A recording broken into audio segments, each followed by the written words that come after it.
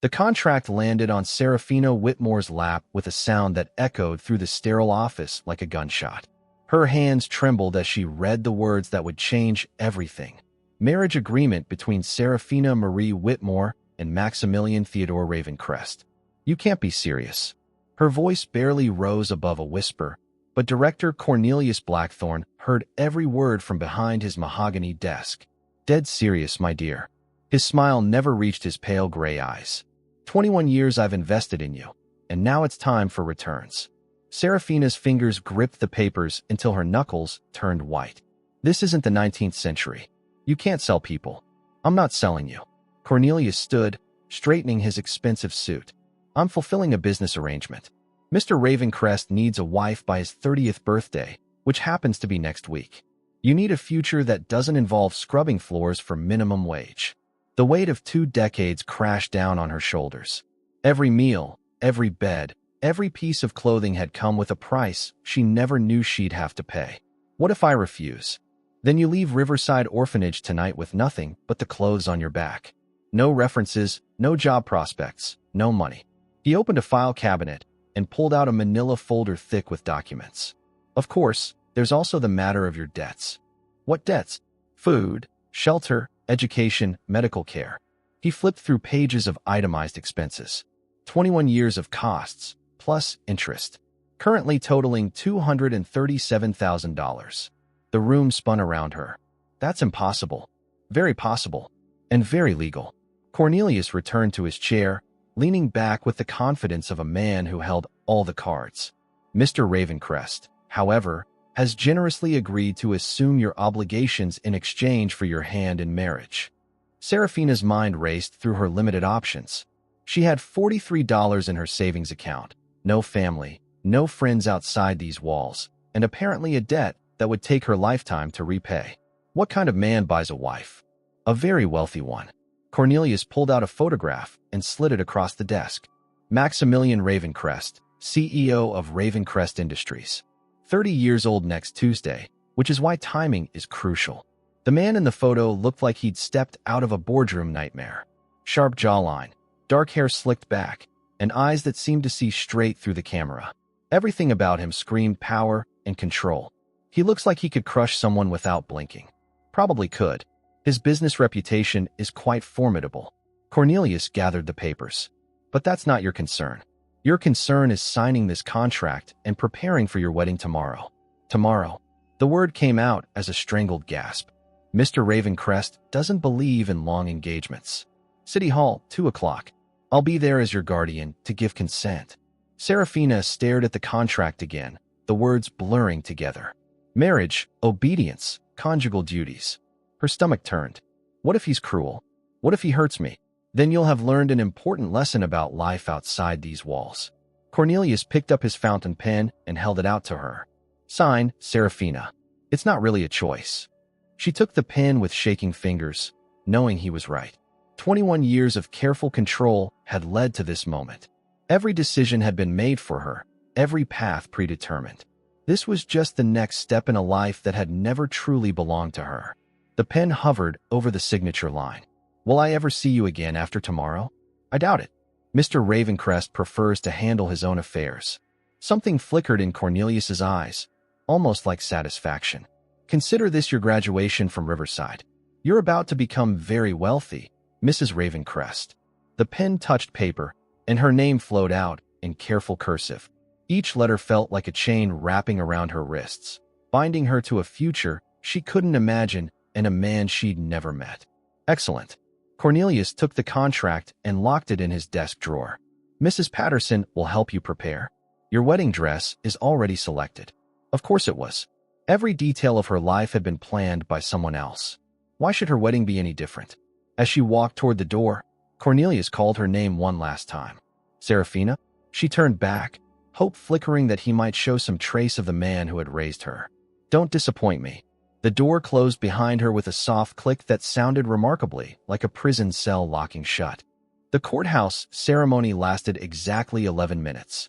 Serafina stood in a white dress she'd never chosen, holding flowers she'd never picked, while a stranger slipped a platinum ring onto her finger.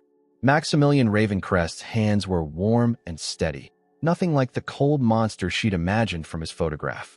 He looked different in person, still intimidating, but there was something in his dark eyes that surprised her. Not cruelty. Exhaustion, maybe. Or relief.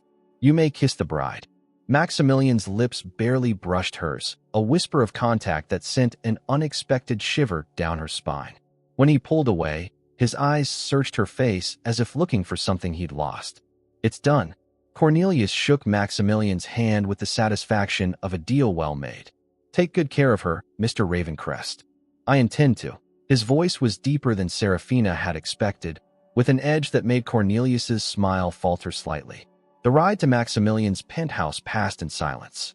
Chicago's skyline stretched endlessly outside the limousine windows, but Serafina couldn't focus on anything except the man sitting across from her.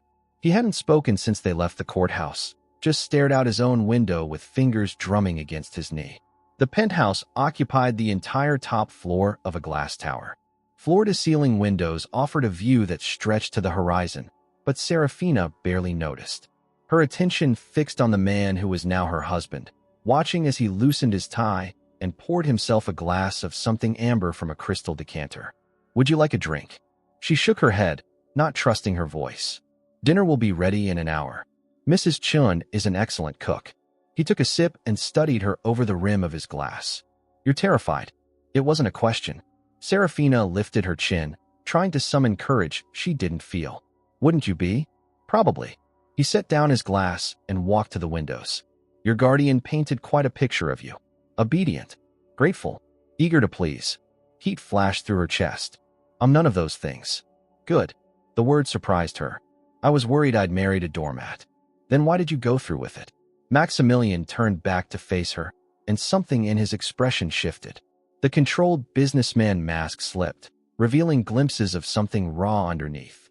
"Because I had to be married by my 30th birthday, which was yesterday. If I wasn't, I'd lose everything my family built over 4 generations." "That's ridiculous." "Tell that to my great-grandfather's will." He moved to a leather armchair and gestured for her to sit across from him. "The Ravencrest fortune comes with strings attached. Marriage by 30, or the money goes to charity and the business dissolves." Serafina sank into the offered chair, trying to process this information. "So you really did buy a wife." "I tried the traditional route first. Got engaged to Vivian Ashford 2 years ago." His jaw tightened. "That ended badly." "What happened?" "She decided my business rival offered better prospects." He finished his drink in one swallow. "Left me at the altar for Harrison Steele." The bitterness in his voice made Serafina's chest ache unexpectedly. "I'm sorry." "Don't be. It taught me something valuable about trusting people." He stood and walked to a door she hadn't noticed before. "Your room is through here. The adjoining bathroom has everything you'll need." Serafina blinked in confusion. "My room? Did you think I'd force you into my bed on our first night?" His voice was gentler than she'd heard it all day. "Despite what your guardian might have told you, I'm not a monster." She followed him to the doorway and looked inside. The bedroom was larger than any space she'd ever called her own, with a king-sized bed covered in soft white linens and windows that showcased the city lights beginning to twinkle in the growing darkness. "It's beautiful. It's yours for as long as you want it." He paused at the threshold. "There are clothes in the closet. I had my assistant guess your size." "You planned all this?" "I hoped." His eyes met hers again, and she saw something she hadn't expected. "Loneliness. I know this isn't what either of us wanted, but maybe we can make it work." Serafina's throat tightened. For 21 years, no one had ever asked what she wanted. No one had ever shown her this kind of consideration. "What if we can't? Then you'll have learned something about the world outside orphanage walls, and I'll have kept my inheritance." He stepped back into the main room. "But I'd rather we tried to be friends." "Friends?" The word felt foreign after a lifetime of isolation. "I don't know how. Neither do I, anymore." A ghost of a smile crossed his face. "We'll figure it out together." After he left her alone, Serafina explored her new room with growing amazement. The closet held beautiful clothes in exactly her size. The bathroom contained luxuries she'd only seen in magazines. But it was the small touches that brought tears to her eyes. Books on the nightstand, flowers by the window, even a box of chocolates with a simple note, "Welcome home." When had anyone ever called any place her home? She changed into silk pajamas that felt like wearing clouds and climbed into the enormous bed. Through the windows, Chicago sparkled like scattered diamonds, and for the first time in her life, Serafina Whitmore felt like she might actually have a future worth living. The coffee cup shattered against the marble floor of the penthouse kitchen, sending ceramic shards skittering across the stone. Serafina stared at the mess, her hands still shaking from the nightmare that had jolted her awake at dawn. Bad dream. Maximilian appeared in the doorway, already dressed in a charcoal suit despite the early hour. Sorry about the cup. She knelt to gather the pieces, grateful for something to do with her trembling fingers. Leave it. Mrs. Chun will handle it when she arrives. He moved to the coffee machine and started a fresh pot. Want to talk about it? The dream had been the same one that haunted her for years. A woman's voice calling her name, hands reaching for her through smoke and flames, then nothing but darkness and the sound of Cornelius telling her she had no family, no past, no one who cared. Just memories I wish I could forget. Maximilian handed her a new cup of coffee, his fingers brushing hers briefly. I know something about unwanted memories. Before she could ask what he meant, the elevator chimed in the distance. Maximilian frowned, checking his watch. I'm not expecting anyone. The sound of heels clicking across marble grew louder, accompanied by a voice that could cut glass. Max, darling, we need to talk. A woman appeared in the kitchen doorway like a designer storm cloud. Tall, blonde, and beautiful in the way that came from expensive procedures and personal trainers. Her red dress clung to every curve, and diamond earrings caught the morning light as she surveyed the scene with cold blue eyes. Vivian. Maximilian's voice could have frozen champagne. You're not welcome here. Oh, but I am. She smiled, the expression predatory. Especially when I heard about your little stunt yesterday. Marriage, Max? Really? Serafina felt heat crawl up her neck as Vivian's gaze swept over her silk pajamas and bare feet. This was the woman who'd left Maximilian at the altar, and she looked like she could buy and sell a dozen orphan girls without blinking. How did you get up here? Harrison has connections. Amazing what a few phone calls can accomplish. Vivian moved into the kitchen like she owned it, helping herself to coffee from the pot. I have to say, your new wife is adorable. Very fresh-faced. Very young. Get to the point, Vivian. The point is that your little arranged marriage won't work. She sipped her coffee delicately. I know about the family curse, remember? About how you need a wife who loves you, not just a legal document. Serafina's cup froze halfway to her lips. What curse? Vivian's laugh was like breaking crystal. Oh, you didn't tell her? How deliciously cruel of you, Max. Shut up, Vivian. The Ravencrest men have been cursed for generations, sweetie. Vivian turned to Serafina with mock sympathy. They must marry for love by their 30th birthday, or lose everything. Not just any marriage. Love. True, devoted, till death do us part love. The kitchen seemed to tilt around Serafina. She looked at Maximilian, hoping to see denial in his face, but found only grim resignation. Is that true? It's more complicated than she's making it sound. No, it's exactly that simple. Vivian set down her cup with a sharp click. Which is why this pathetic arrangement will fail. You can't force someone to love you. Max, believe me. I tried for 2 years. You tried to use me. And now you're using her. Vivian's eyes glittered with malicious pleasure. At least I was honest about my motivations. What did you tell this poor girl? That you wanted to be friends. Serafina's chest tightened as puzzle pieces clicked into place. The kindness, the separate room, the careful consideration. It hadn't been respect. It had been strategy. You need me to fall in love with you. Her voice came out flat, emotionless. Serafina, how long do I have? She turned to Vivian, who was clearly enjoying the spectacle. How long before the curse takes effect? 1 year from the wedding date. Vivian's smile was razor-sharp. 12 months to fall hopelessly in love with a man who bought you like a piece of furniture. Good luck with that. The elevator chimed again, and this time Maximilian's entire body went rigid. Heavy footsteps approached, accompanied by a voice that sent ice through Serafina's veins. Mr. Ravencrest? I thought we should discuss your wife's transition. Cornelius Blackthorne appeared in the kitchen doorway, looking perfectly at home in his expensive suit and predatory smile. But something was different about him here, away from the orphanage. He carried himself with the confidence of a man used to power, not just authority over children. What are you doing here? Serafina's voice cracked. Checking on my investment. His gray eyes swept over her silk pajamas with obvious approval. You look well, my dear. Marriage suits you. I told you our business was finished. Maximilian stepped between them, his body language protective. Oh, but it's just beginning. Cornelius moved to the counter and poured himself coffee as if he belonged there. You see, Serafina's care has been my life's work. 21 years of careful planning, precise timing, strategic positioning.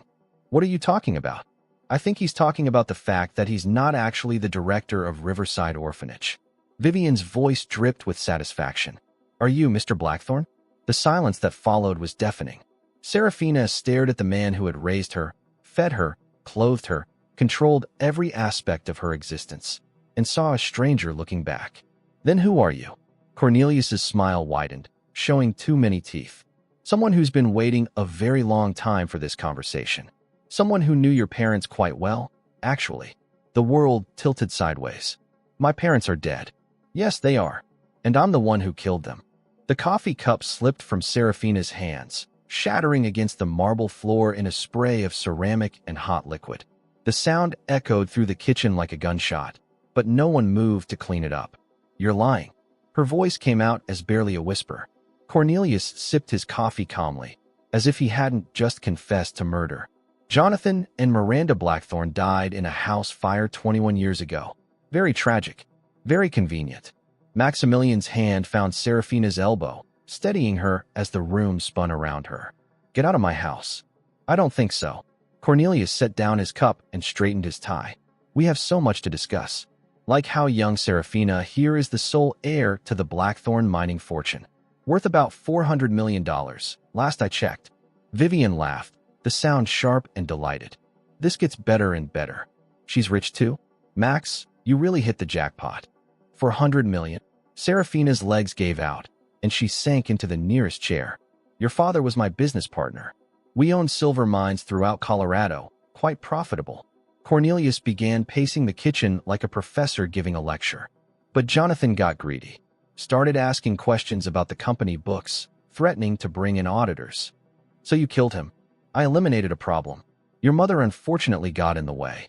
He shrugged as if discussing the weather. The fire was meant to look accidental, but I had to make sure there were no loose ends. Maximilian's voice was deadly quiet. She was a baby. She was the only heir. Killing her would have raised too many questions, brought too much attention. Cornelius smiled at Serafina with something that might have been affection. Much easier to raise her myself, control her completely, then position her exactly where I needed her. Which is where exactly? Vivian had stopped laughing, her predator instincts clearly sensing bigger prey. Married to a man who needs her love to keep his fortune. Cornelius pulled out his phone and showed them a photo. This is Harrison Steele, Vivian's current paramour. Also my business partner in several ventures that require significant capital investment. The pieces clicked together in Serafina's mind with sickening clarity. You're working together. Harrison approached me months ago with an interesting proposition. He knew about the Ravencrest curse. Knew Max would be desperate for a wife. Cornelius pocketed his phone. I had exactly what he needed. A young woman with no family, no connections, no way to refuse. But you didn't count on me actually caring about her. Maximilian's fists clenched at his sides. Oh, but I did. Cornelius's smile turned triumphant. That's the beauty of it. You'll fall in love with her. She'll eventually love you back, and then Harrison and I will arrange for your tragic deaths. Two grieving widows, inheriting everything. Vivian gets the Ravencrest fortune. I get control of Serafina's inheritance. Vivian's face had gone pale. Harrison never said anything about murder. Harrison says a lot of things. Doesn't mean he tells you everything. Cornelius checked his watch. Speaking of which, he should be here soon. For what? To collect his bride, of course.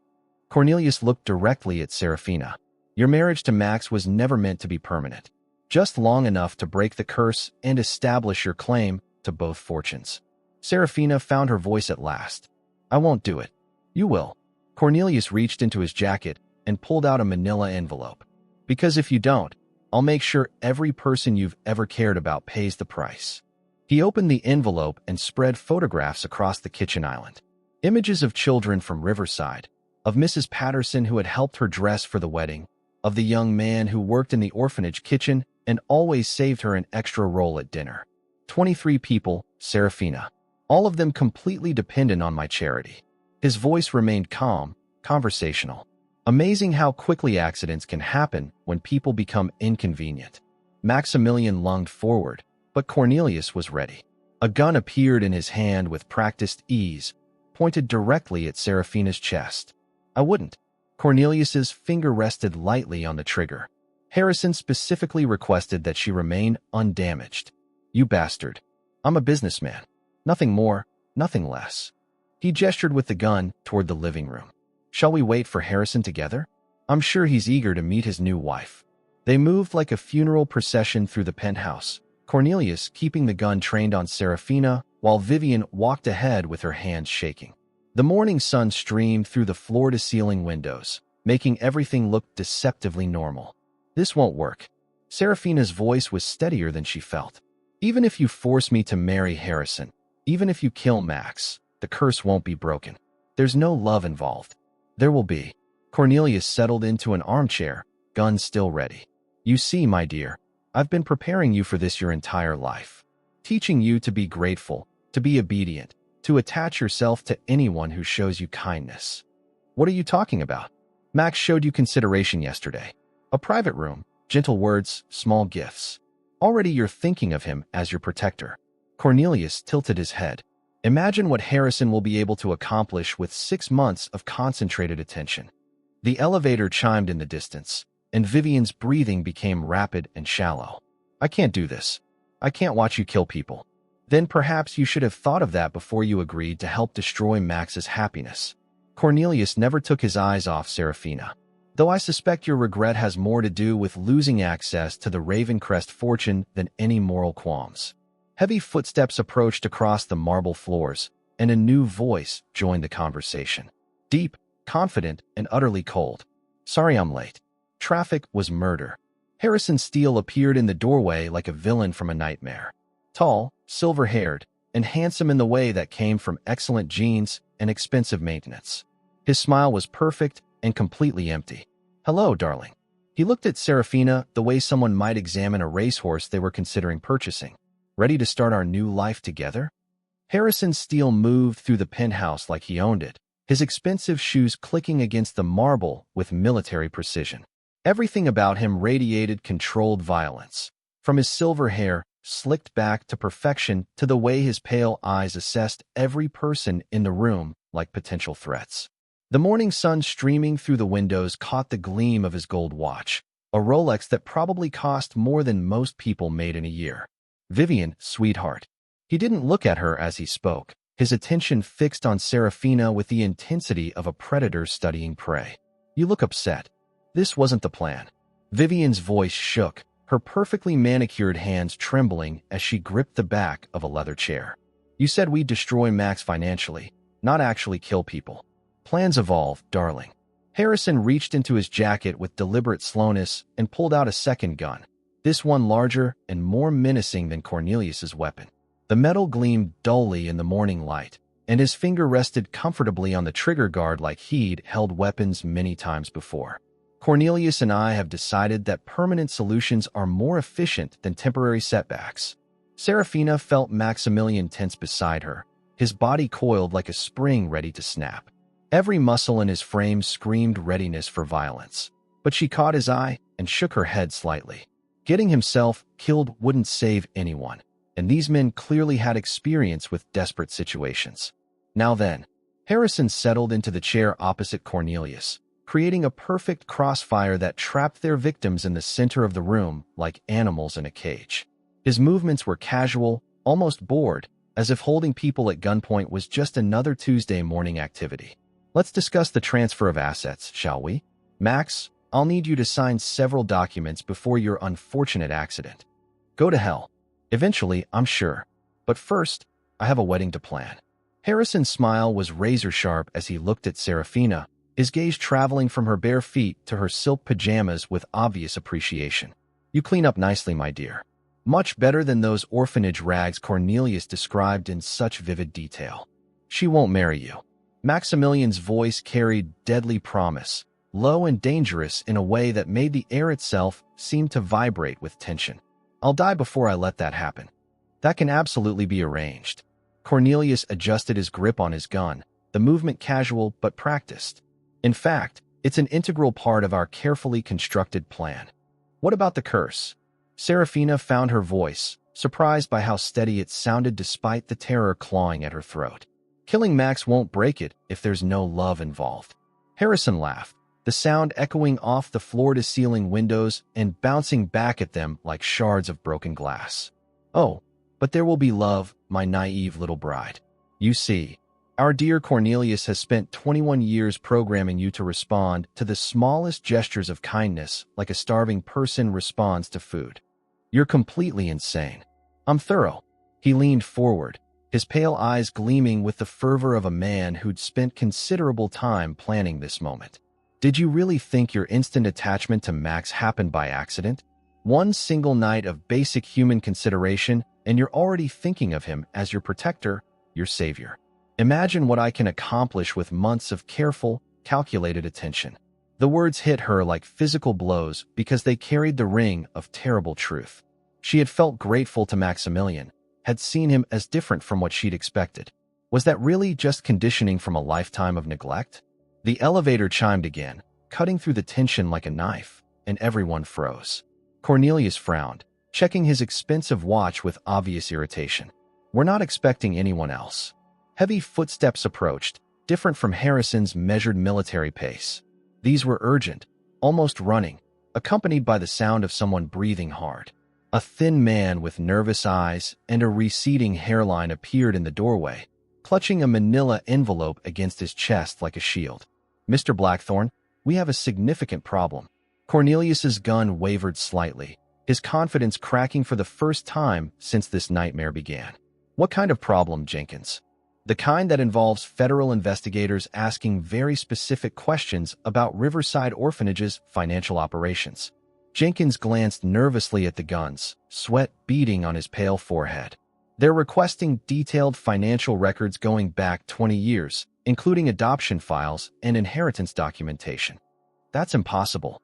Cornelius's voice rose slightly, the first sign of real panic. I personally destroyed those records years ago. Not all of them, sir. Jenkins opened the envelope with shaking fingers and pulled out a thick stack of documents. Someone made copies. Someone who knew exactly what to look for and where to find it. Serafina's heart began to race, hope and terror warring in her chest. Who would have access to those files? That's what we're desperately trying to figure out. Jenkins spread the papers across the coffee table with the reverence of someone handling evidence. But whoever it was had access to your father's original business files. Files that should have been completely destroyed in the fire. Cornelius's face had gone ashen, all the color draining from his features like water from a broken dam. Show me everything. The documents painted a picture of systematic fraud spanning 2 decades, each page more damning than the last. Falsified adoption records with forged signatures, diverted inheritance funds transferred to offshore accounts, death certificates created for people who were very much alive. But it was the final page that made Serafina's blood run cold and her vision blur at the edges. A birth certificate. Her birth certificate, with a name she'd never seen before written in careful script. Serafina Rose Blackthorne. Her voice cracked on the unfamiliar words, each syllable feeling foreign on her tongue. That's not my name. My name is Serafina Whitmore. It's your real name, child. A new voice spoke from the elevator entrance, female and familiar in a way that made Serafina's chest ache with inexplicable longing. The name your mother whispered to you in the hospital. The name she chose before Cornelius stole you away from everyone who loved you. An elderly woman stepped into the room, leaning heavily on a silver-headed cane that caught the morning light. She was small and frail, with white hair pulled back in a neat bun and clothes that spoke of quiet wealth rather than flashy display. But her eyes were sharp and filled with purpose, and behind her stood 2 men in dark suits whose hands rested casually on concealed weapons. Hello, my dear granddaughter. The word hit Serafina like a physical blow, driving the breath from her lungs and making her knees threaten to buckle. That's impossible. I don't have any family. I'm an orphan. You have me. The woman's voice was gentle but strong, carrying decades of grief and hope in equal measure. My name is Eleanor Blackthorne. I'm your father's mother, and I've been searching for you for 21 long years. Cornelius's gun swung toward the newcomers with desperate speed, but the men in suits were faster and clearly more experienced. Before he could even begin to squeeze the trigger, they had their own weapons drawn and trained on both conspirators with professional precision. FBI. The taller agent spoke without taking his eyes off Harrison, his voice carrying the authority of federal law enforcement. Put down your weapons immediately. This is a private family matter. Harrison's voice remained calm, but sweat had begun to bead on his forehead, and his grip on the gun had tightened visibly. Murder, kidnapping, and fraud stopped being private family matters a very long time ago, Mr. Steele. Eleanor moved carefully into the room, her cane tapping against the marble with each measured step. Agent Morrison, please arrest these men before they do something even more foolish. It will be my absolute pleasure. Agent Morrison stepped forward, handcuffs gleaming in his free hand, while his partner kept both guns trained on the suspects. Harrison Steele, Cornelius Blackthorne, you're under arrest for conspiracy to commit murder, kidnapping, fraud, extortion, and about 15 other charges we're still cataloging. As the agents moved with practiced efficiency to secure the prisoners, Eleanor approached Serafina with tears streaming down her weathered cheeks. Her movements were slow and careful, as if approaching a wounded animal that might bolt at any sudden motion. I never stopped looking for you, my dear one. Even when the police said you were dead, even when everyone told me to give up hope, I kept searching. How did you find me? Serafina's voice was barely a whisper, overwhelmed by the impossibility of having family after a lifetime of believing herself completely alone. Your marriage made the society pages yesterday. The name Serafina Whitmore caught my attention immediately because Whitmore was your mother's maiden name.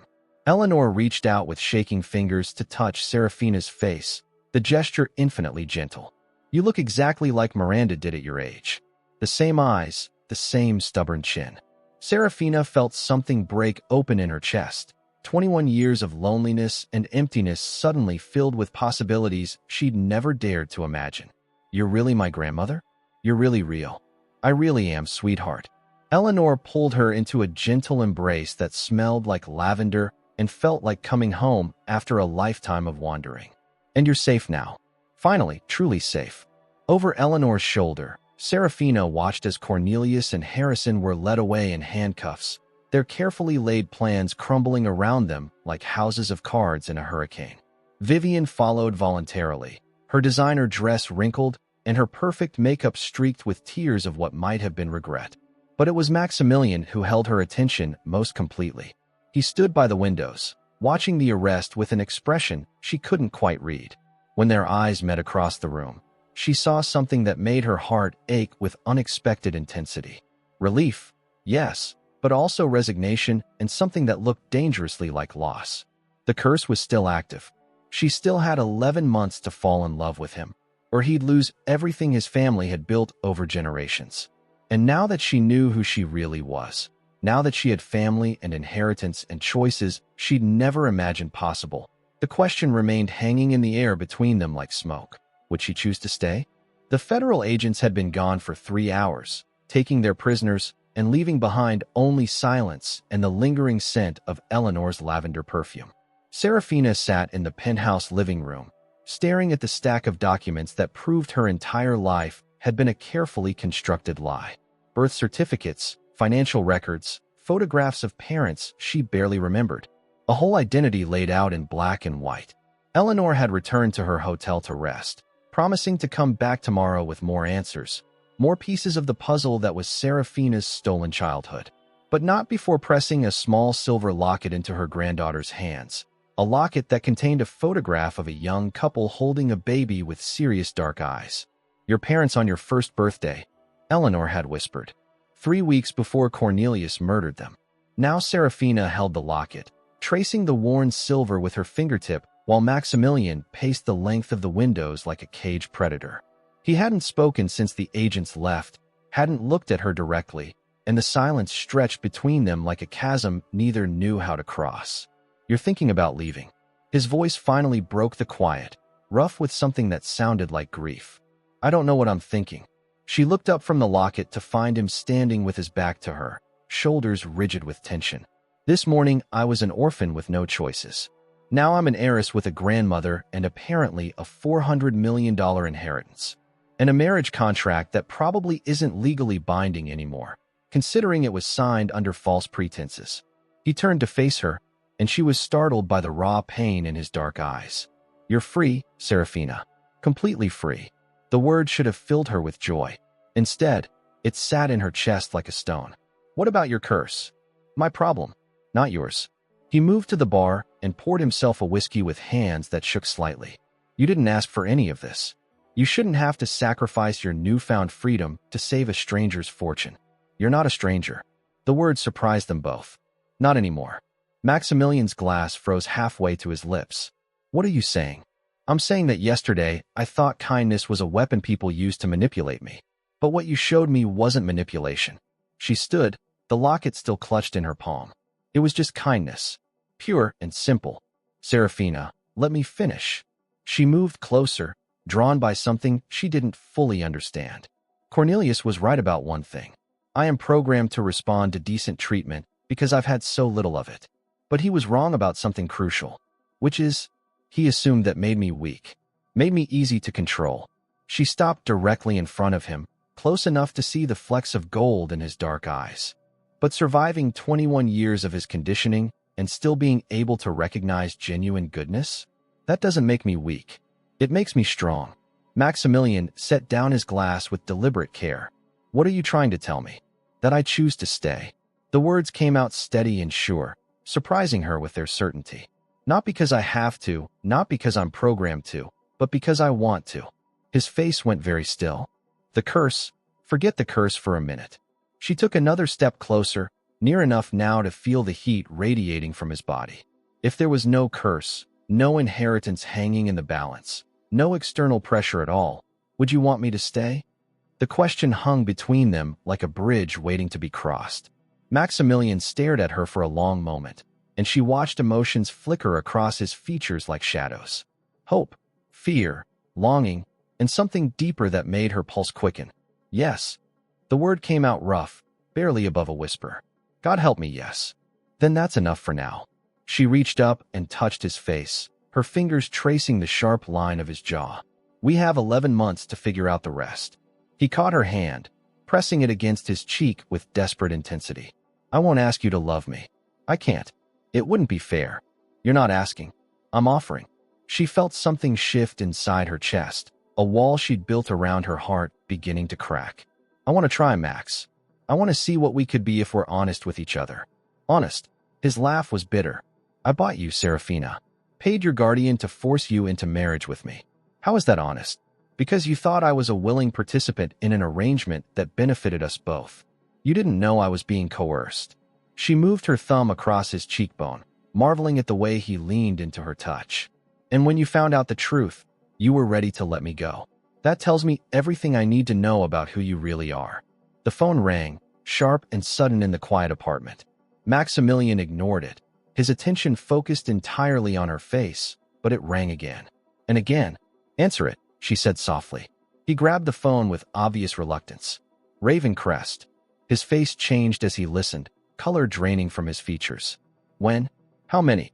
A pause. I'll be right there. What's wrong? Serafina felt cold dread settling in her stomach. There's been an explosion at the Ravencrest Industries headquarters. His voice was hollow, shocked. 3 people are dead, and the building is on fire. Oh God.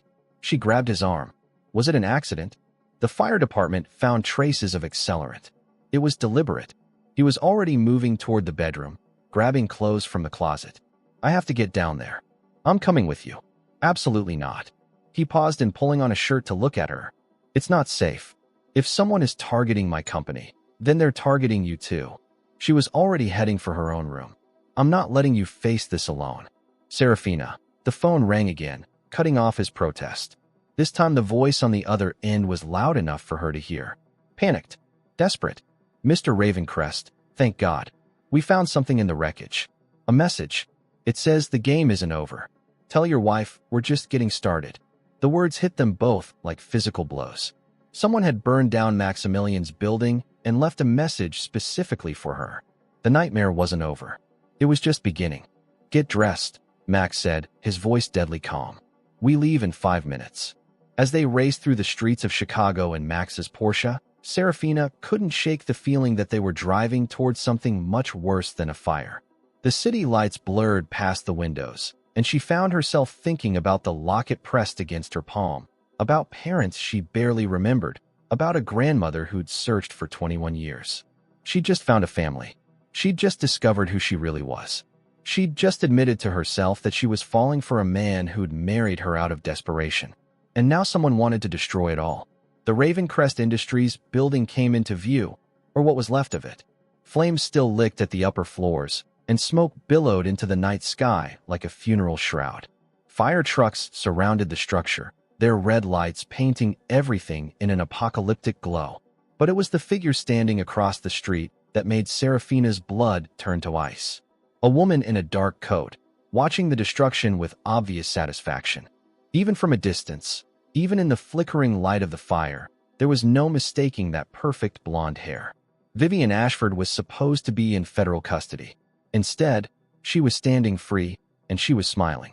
"Max," Serafina whispered, but he was already reaching for his phone, already calling the FBI. Too late. By the time the agents arrived, Vivian was gone, vanished into the Chicago night like smoke. But her message was clear. The game was far from over. In fact, it was just beginning.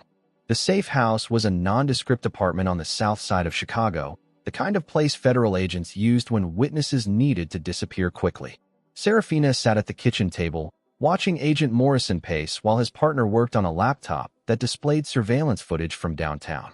The coffee in her cup had gone cold hours ago, but she kept holding it anyway, needing something to anchor her to reality. It had been 18 hours since the Ravencrest Industries building burned, and Vivian Ashford was still in the wind. Somehow she'd escaped federal custody during transport, leaving behind only a dead guard and a message scrawled in lipstick on the transport van's window. "Tell the bride I'm coming for her wedding present." How is this possible? Maximilian's voice carried the exhaustion of a man who hadn't slept in 2 days.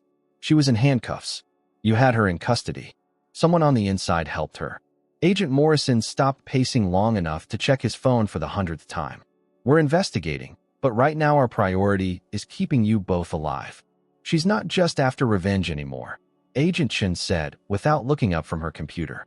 "We found financial records linking her to 3 different offshore accounts, all funded by insurance payouts on properties that burned down in the last 6 months. Serafina felt sick. She's been planning this for months. Longer than that. Chen turned the laptop around to show them a timeline that stretched back nearly 2 years. She's been systematically destroying businesses connected to the Ravencrest family empire. Small companies at first, suppliers and contractors. Each fire looked accidental. Each insurance payout perfectly legitimate. Until now. Max leaned forward, studying the screen with the intensity of a man whose life's work was literally going up in smoke. The headquarters building was too big, too public. She's getting desperate. Or confident. Morrison resumed his pacing, his hand never straying far from his holstered weapon. Either way, she's escalating fast. The laptop chimed with an incoming message, and Chen's face went pale as she read it. "We just lost contact with the team watching Eleanor Blackthorne's hotel." "What?" Serafina was on her feet before she realized she'd moved. "What do you mean lost contact?" Radio silence for the last 20 minutes. No response to check-ins. Chen was already reaching for her jacket. "We need to move. Now." The drive to the Fairmont Hotel took 12 minutes that felt like 12 hours. Serafina pressed her face to the window of the unmarked FBI sedan, watching Chicago's late-night streets blur past while her heart hammered against her ribs. Eleanor had survived 21 years of searching for her granddaughter. She couldn't die now, not when they'd just found each other. The hotel lobby was eerily quiet when they arrived, elegant and pristine except for the overturned chair near the elevator bank and the faint scent of something that might have been chloroform lingering in the air. Agent Morrison spoke rapidly into his radio, while Chun examined scuff marks on the marble floor that suggested a struggle. "Top floor, penthouse suite," Morrison said, heading for the stairs. "Elevator's been disabled." They climbed 15 flights in tense silence, weapons drawn, every shadow potentially hiding an enemy. Serafina's legs burned by the 10th floor, but adrenaline kept her moving. Behind her, she could hear Maximilian's steady breathing, could feel the protective energy radiating from him like heat. The penthouse floor was a crime scene. 2 FBI agents lay unconscious in the hallway, breathing but unresponsive. The door to Eleanor's suite hung open, revealing signs of a violent struggle. Furniture overturned, expensive artwork askew, and in the center of it all, a note written in elegant script on hotel stationery. Rooftop, come alone, or the old woman dies. You have 10 minutes. That's not happening. Max's voice was flat, final. We call for backup. We wait for tactical support. We do this right. There's no time. Serafina was already moving toward the emergency exit that led to the roof access. She'll kill Eleanor just to make a point. Then we all go. Morrison checked his weapon, his training warring with procedure. Chun, stay with the wounded agents. Call this in. The roof of the Fairmont Hotel offered a panoramic view of Chicago's skyline, but Serafina barely noticed the lights stretching to the horizon. Her attention was fixed on the scene near the building's edge, where Vivian Ashford stood behind Eleanor Blackthorne with a gun pressed to the elderly woman's temple. Eleanor looked small and fragile in her pale blue nightgown, her white hair disheveled, but her eyes were alert and angry. Even with death inches away, she radiated the kind of dignity that came from a lifetime of facing down bullies and coming out stronger. Right on time. Vivian's voice carried clearly across the rooftop, amplified by the wind that whipped her blonde hair around her face like a golden storm. I was beginning to think you didn't care about your new family. Let her go. Serafina stepped forward, ignoring Morrison's restraining hand on her arm. Your quarrel is with me, not with her. Oh, but that's where you're wrong, darling. Vivian's smile was bright and terrible in the city lights. My quarrel is with everyone who took something that belonged to me. Max's love, his fortune, his future. And now you've taken all of that plus a family, an inheritance, a fairy tale ending. You left him at the altar. You chose Harrison over Max. I chose security over sentiment. Harrison offered me more money, more power, more of everything I deserved. The gun pressed harder against Eleanor's temple, making the older woman wince. But I miscalculated. I thought Max would come crawling back, begging me to reconsider. Instead, he found you. So you decided to destroy everything out of spite. I decided to take back what should have been mine. Vivian's voice rose, carrying an edge of hysteria that made Morrison tense beside Serafina. Do you have any idea what it's like to watch someone else living your life? Wearing your ring, sleeping in your bed, inheriting your fortune? It was never your fortune. Maximilian spoke for the first time since they'd reached the roof, his voice carrying across the space like a blade. You never loved me, Vivian. You loved what I represented. And what exactly do you think this little orphan loves? Vivian laughed, the sound sharp and brittle in the night air. You bought her. Max paid her keeper to hand her over like a piece of property. She's with you because she has no other choice. That's not true. The words came out stronger than Serafina felt, but she meant every syllable. I'm with him because I choose to be, even knowing about the curse, even knowing he needs you to love him or he loses everything. Vivian's smile turned predatory. How do you know your feelings are real and not just another form of manipulation? The question hit home because it was one Serafina had asked herself a dozen times since learning the truth. Was what she felt for Maximilian genuine, or was it just Stockholm Syndrome dressed up as romance? Because I know the difference between being used and being cherished. She took another step forward, putting herself between the gun and Eleanor. Because when he learned I'd been coerced into marrying him, his first instinct was to set me free. How noble. Vivian's voice dripped sarcasm. And yet here you are, still married, still playing the dutiful wife. Here I am, making my own choices for the first time in my life. Serafina felt something settle in her chest, a certainty she'd never experienced before. I love him, Vivian. Not because I have to, not because I was programmed to, but because he's earned it. The words hung in the air between them, confession and challenge combined. Behind Vivian, the city lights twinkled like earthbound stars, beautiful and indifferent to the human drama playing out on the rooftop. Love. Vivian spat the word like poison. You think love is enough? You think it's some kind of magic that solves everything. I think it's stronger than whatever poisonous thing you've been carrying around in place of a heart. Serafina was close enough now to see the tears streaming down Eleanor's face, close enough to see the way Vivian's hand shook slightly as she held the gun. And I think you know that, or you wouldn't be so desperate to destroy it. I'm not desperate. I'm practical. But there was something cracking in Vivian's voice, something that sounded dangerously like grief. Love doesn't pay bills or secure futures. Love doesn't protect you when the world decides to take everything away. No, but it gives you something worth fighting for. Maximilian was moving now, circling slowly to Vivian's left while Morrison mirrored him on the right. It gives you something worth rebuilding for when the world burns down around you. Pretty words. Vivian noticed their movement and pressed the gun harder against Eleanor's head. But actions speak louder. How much is your love worth, Serafina? Your life for hers.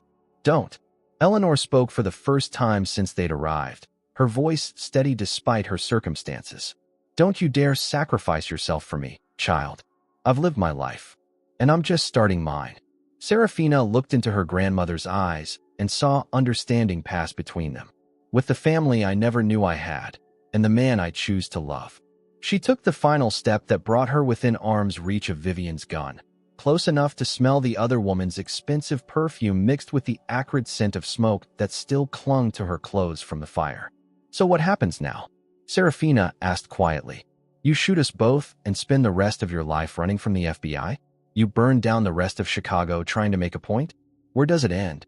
For a moment, just a moment, something human flickered in Vivian's eyes. Pain, perhaps, or the recognition of how far she'd fallen from the woman who'd once planned charity galas and hosted dinner parties. Then the moment passed, and her grip on the gun tightened. It ends with me taking back everything that should have been mine. The shot, when it came, was deafeningly loud in the night air. But it wasn't Vivian who fired. Agent Morrison's bullet caught her in the shoulder, spinning her away from Eleanor with enough force to send the gun skittering across the rooftop toward the building's edge. Vivian stumbled, clutching her wounded arm, her perfect composure finally cracking completely. It's over, Morrison said, his weapon still trained on her as she collapsed to her knees. Vivian Ashford, you're under arrest for kidnapping, arson, murder, and attempted murder.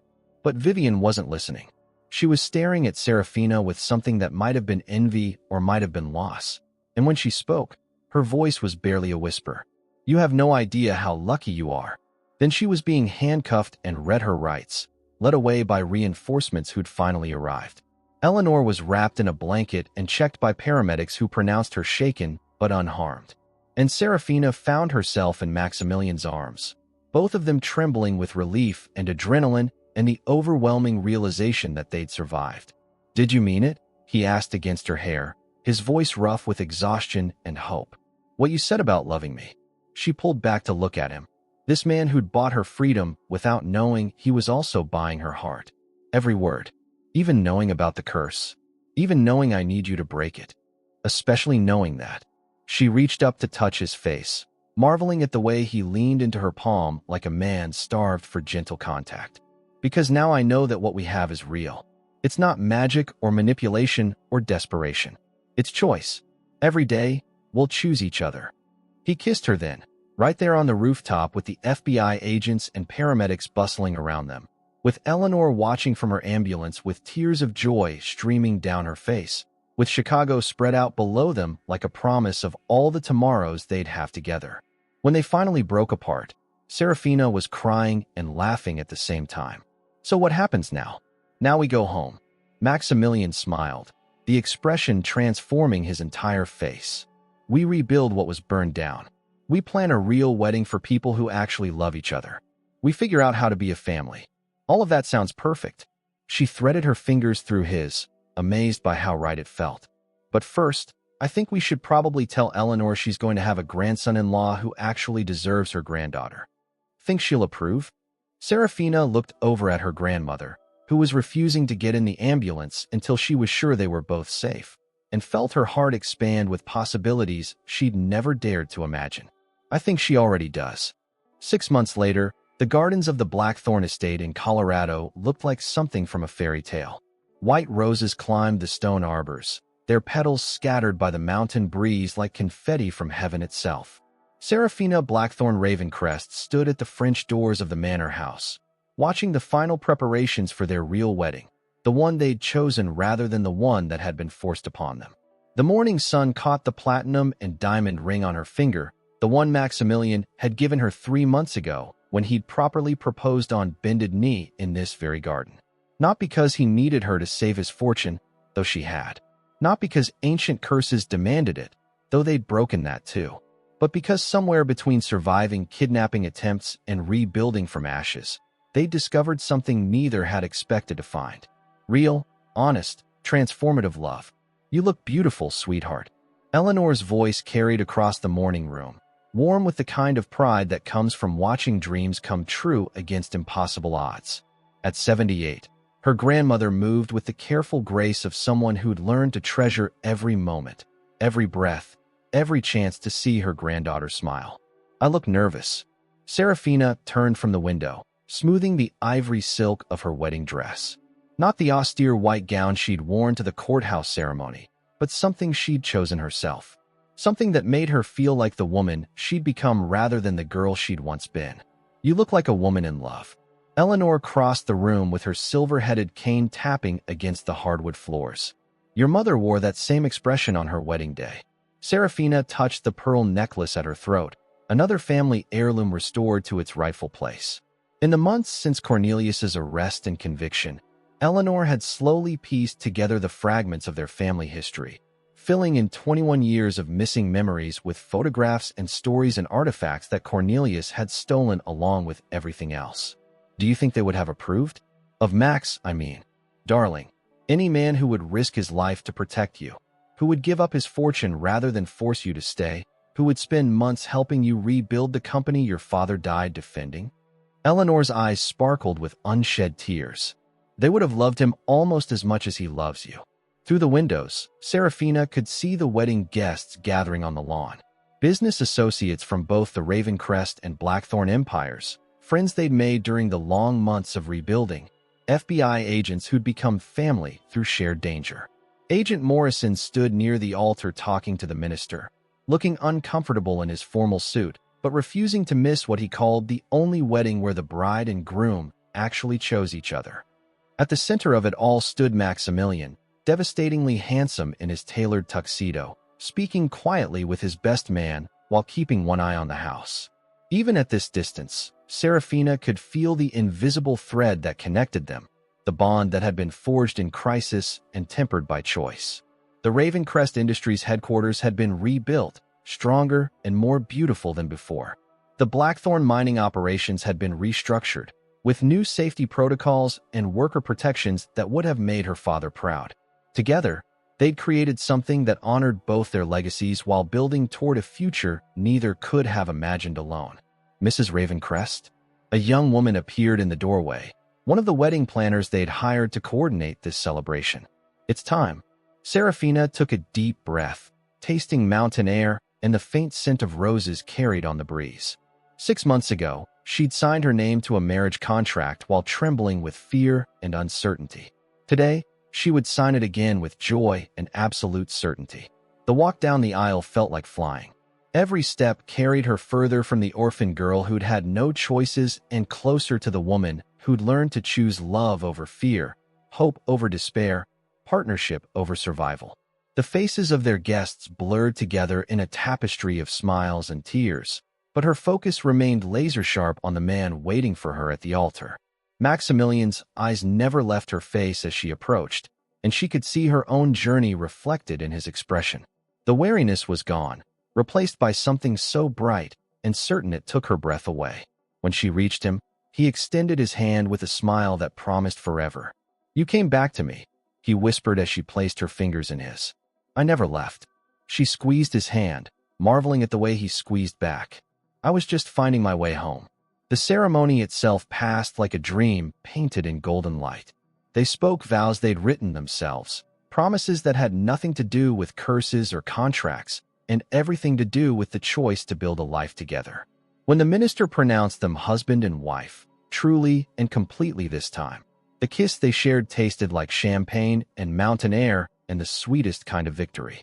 Ladies and gentlemen, the minister announced to the gathered crowd, I present to you Mr. and Mrs. Maximilian Ravencrest, married by choice, united by love, and bound by nothing stronger than their commitment to each other. The reception flowed seamlessly from afternoon into evening, filled with dancing and laughter and the kind of joy that comes from celebrating something that almost wasn't. Serafina moved through the crowd like she was floating, accepting congratulations and sharing stories, but always aware of Maximilian's presence, always drawn back to his side like iron to a magnet. As the sun began to set behind the Colorado mountains, painting the sky in shades of gold and rose, they found themselves alone for the first time all day. The guests had moved inside for dinner, leaving the newlyweds standing in the garden where it had all began. Any regrets? Maximilian asked, pulling her close as the first stars appeared overhead. About marrying a man who bought me from my guardian? About falling in love with someone who needed me to break a family curse? About discovering I'm the heiress to a mining fortune and choosing to share it with a business rival? Serafina pretended to consider the question seriously. Not a single one. Even knowing how complicated our life is going to be, running 2 major corporations, managing investments across 3 states, dealing with the media attention that comes with our combined wealth. Especially knowing that. She reached up to straighten his bow tie, a gesture that had become automatic over the months they'd spent rebuilding their lives together. Simple was never really an option for us, was it? We're both too stubborn, too driven, too determined to make the world better than we found it. Speaking of making the world better, Maximilian reached into his jacket and pulled out an official-looking document. I have a wedding present for you. Serafina unfolded the papers carefully, scanning the legal language until the meaning became clear. You're creating a foundation? The Blackthorn Ravencrest Foundation for Orphan Children. We're creating it. Together. His voice carried the excitement of a man sharing his most treasured secret. Full funding for Riverside Orphanage and 12 others like it. New oversight protocols to prevent abuse. College scholarships for every child who ages out of the system. And most importantly, investigative resources to reunite families that have been separated by fraud or deception. Tears blurred Serafina's vision as she read through the details, seeing their combined fortune transformed into hope for thousands of children who'd grown up the way she had. Alone, forgotten, believing they had no value beyond what others could extract from them. How long have you been planning this? Since the night we met Eleanor. Since I realized that your story isn't unique, that there are probably hundreds of other families torn apart by people like Cornelius. He touched her face gently, wiping away the tears that had started to fall. I thought maybe we could make sure fewer children grow up believing they don't matter. I love you. The words came out fierce and certain, carrying the weight of everything they'd survived and everything they'd built together. I love you so much it scares me sometimes. Good. He kissed her softly, a promise and a celebration combined. Because you're stuck with me for the next 60 or 70 years. Only 60 or 70. I was hoping for longer than that. However long we get, he said seriously. I promise to spend every day earning the choice you made to stay. And I promise to keep choosing you every morning for as long as we both shall live. As if summoned by their words, Eleanor appeared at the garden entrance, using her cane to navigate the stone path with careful determination. Behind her came Agent Morrison and his wife, along with several other friends who'd become family through the crucible of shared danger and rebuilt trust. Are you two planning to rejoin your own wedding reception? Eleanor asked with the kind of fond exasperation that only grandmothers could master. The photographer is looking for you, and Mrs. Patterson has been asking when you're going to cut the cake. Mrs. Patterson, the kind woman who'd helped Serafina dress for her first wedding, had become the housekeeper at the Colorado estate, finally free from Cornelius's control and grateful for honest employment with people who valued her service. We were just discussing our honeymoon plans, Maximilian said, offering his arm to Eleanor while keeping the other around his wife's waist. And where might that be? Agent Morrison asked with the protective interest of someone who'd helped save their lives. Scotland. Serafina smiled at the surprise on everyone's faces. We're going to trace the Ravencrest family history, learn about the origins of that famous curse. Academic research for your honeymoon. Eleanor laughed. How wonderfully practical. Someone should probably document how it was broken, Maximilian pointed out reasonably, for future generations of Ravencrests who might find themselves in similar situations. Future generations? Eleanor's eyes lit up with unmistakable hope. Serafina felt heat creep up her neck, but didn't look away from her grandmother's expectant gaze. We're thinking about it. Thinking about it seriously, Maximilian added, his arm tightening around her waist. Very seriously. They walked back toward the house together. This chosen family that had been forged from loss and betrayal and transformed into something beautiful. The manor windows glowed with warm light, and music drifted out from the reception, carrying laughter and conversation and the sound of people celebrating love that had triumphed over every obstacle. As they reached the terrace, Serafina paused to look back at the garden where she'd agreed to marry a stranger and ended up finding herself instead. The white roses were silver in the moonlight, their petals scattered by the evening breeze like blessings from a universe that had finally decided to be kind. "Thank you," she whispered to the night air, to the parents she barely remembered, to the grandmother who'd never stopped searching, to the man who'd bought her freedom and given her his heart in return. "For what?" Maximilian asked softly. "For proving that some fairy tales are real." She turned back toward the light and warmth and laughter waiting inside. "For showing me that sometimes the princess saves herself, and sometimes she saves the prince too, and sometimes they just save each other." "And they lived happily ever after?" Serafina looked around at their friends, their family, their life that had been built from the ashes of everything they'd lost. They lived purposefully ever after. They lived lovingly ever after. They lived gratefully ever after. That sounds even better than happily. Much better. She kissed him one more time under the Colorado stars. Much, much better. Inside the manor house, the party continued until dawn, filled with dancing and stories and plans for a future that stretched out before them like an unwritten book.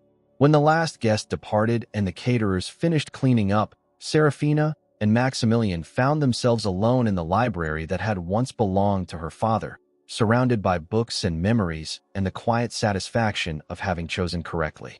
"So," Maximilian said, pulling her onto the leather sofa where they'd spent countless evenings over the past months, planning their wedding and their foundation and their life together. "Mrs. Ravencrest, how does it feel to be married for real this time?" "It feels like coming home," she said simply. "It feels like the beginning of everything I never dared to hope for."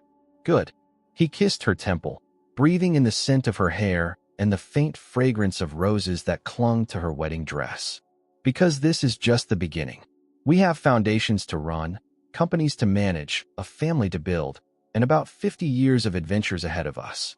50 years minimum, she corrected, settling more comfortably against his chest. "I plan to love you for much longer than that. Promise. I promise." She looked up at him, this man who'd started as a stranger and become her partner, her equal, her choice. "Forever and always, Maximilian Ravencrest. You're stuck with me. Best curse I've ever been under," he murmured against her lips.